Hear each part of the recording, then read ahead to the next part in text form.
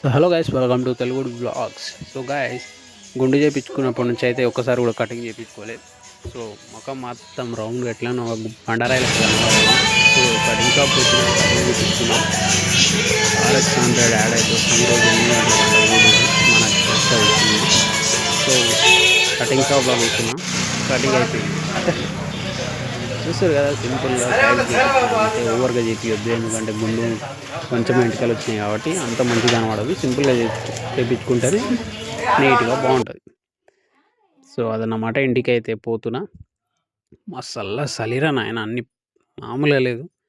గుండు మొత్తం చల్లగా అయిపోయింది, మామూలు కూల్గా లేదు. బయట తిరగకరు ఉత్తి పుణ్యానికి, ఏం పని పాట లేకపోతే తినగా ఊరి మంట వేసుకొని కూర్చోరు మంచి ప్రశాంతంగా, అంతే.